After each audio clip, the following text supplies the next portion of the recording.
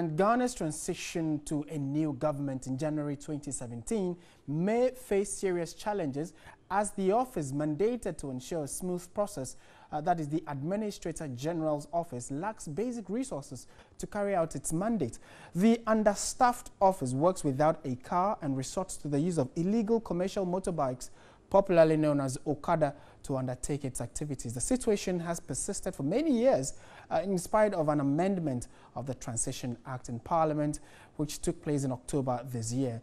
So let's now cross over to Bridget Otu for an interview with the Administrator General at his office. Right, so thank you very much, Martin. Asiedu-Dartey, and we have been joined by the Administrator General in 2015 when the appointment came in. Imani Ghana praised the president for setting it up. But just beyond the appointments, they are faced with logistical and financial challenges. And the Administrator General himself, Mr. David Yao, will tell us more about it. Why? Just paint a picture of, what is impeding your work, day-to-day activities. Just give me a picture of it.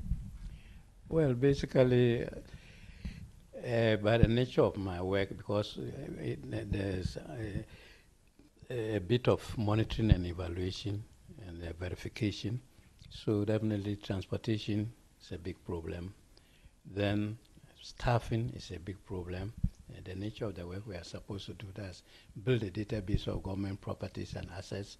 I need specialists like ICT, human resource, public relations, and so on and so forth. Okay. We don't have. Then I am looking at getting a software that can hook me to all the ministries and agencies for these data collection purposes, so that if any ministry is doing purchases, it will reflect on my network and I will just update. Okay. So I'm looking for a software I don't have. So these are the three basic problems that I... When was the last time you did monitoring of any government property, and do you even know what the number is?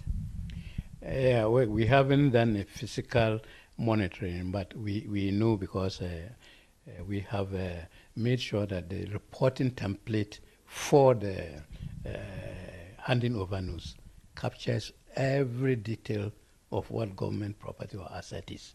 So, and all the departments and ministries are supposed to use that template to write their handing over news, and in the process they have indicated everything that needs to, that is in every ministry. Okay. Yeah, so that's what. How many people are you working with currently?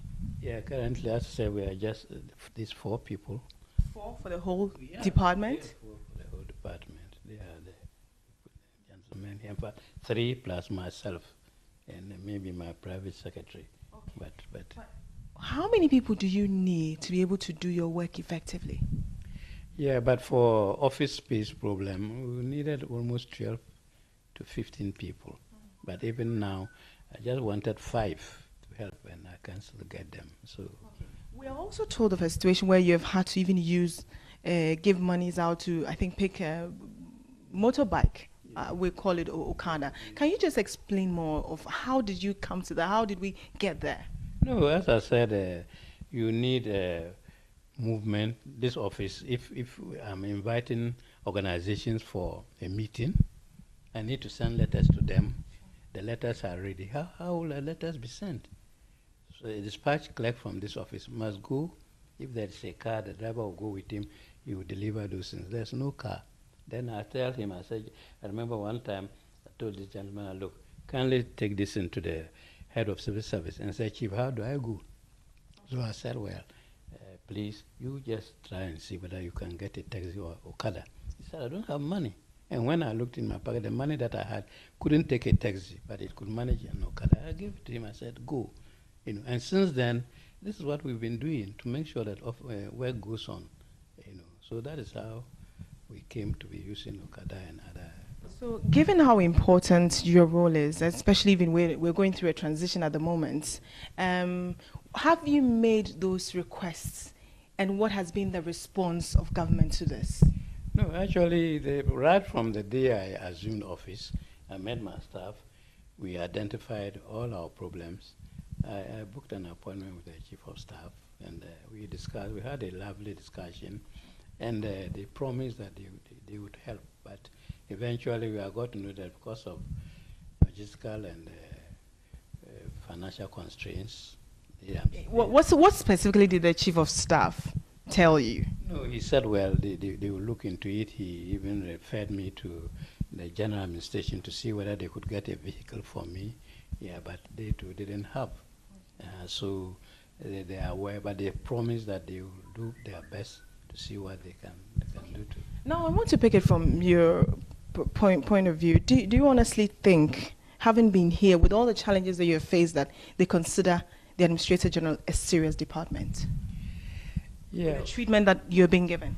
Well, I wouldn't say they consider this office with the seriousness it depends. It deserves, and that is because Ghana, we put up institutions, and sometimes to get the institution functioning, it's a problem.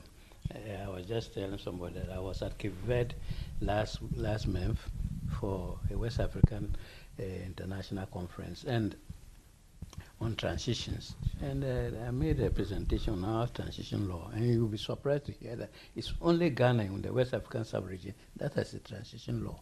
They were all hailing it. Nigeria is fashioning one, and you'll be inviting Ghana to help them to finalize this. So if they are hailing, and we have it, and we don't seem to, value this. But I think it is the way the thing is fashioned. People don't understand, as I said, until when I called a press to brief you on my offices. Many of you didn't know about it, and it's because the law is fashioned. They think that the transition team is for the law, and the transition team is ad hoc. So when they come and the president is sworn in, they are dissolved. But this office continues. But as soon as they are dissolved, they think that the office too is dissolved. So nobody thinks about it until there's a transition. And you know that there's a transition team currently working.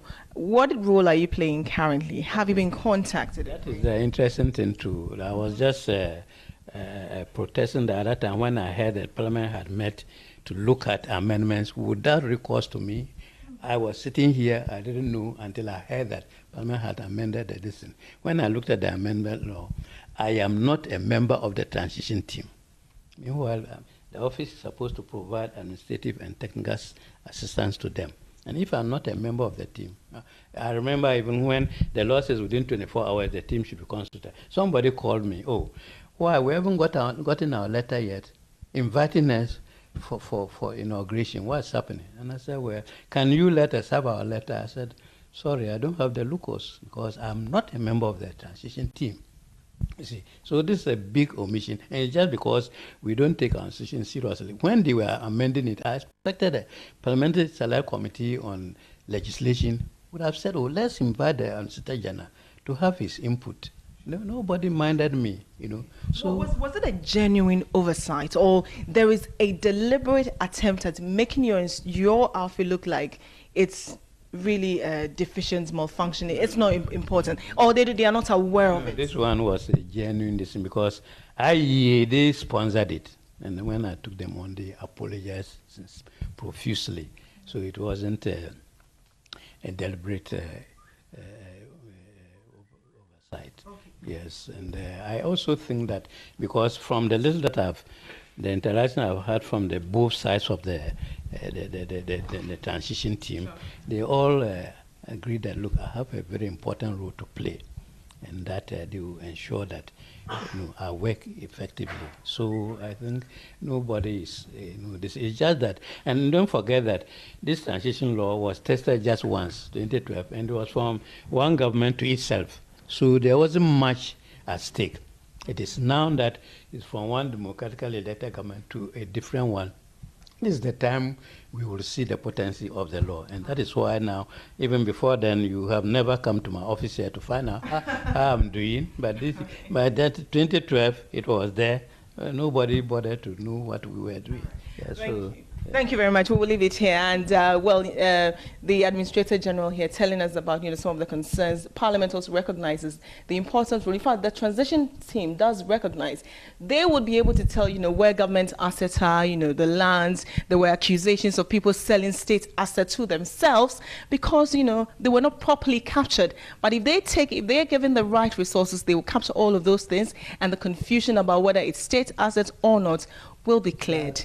Well, just a quick word and then we'll end it here. Yes, and then as I said, I've elaborated some of my problems.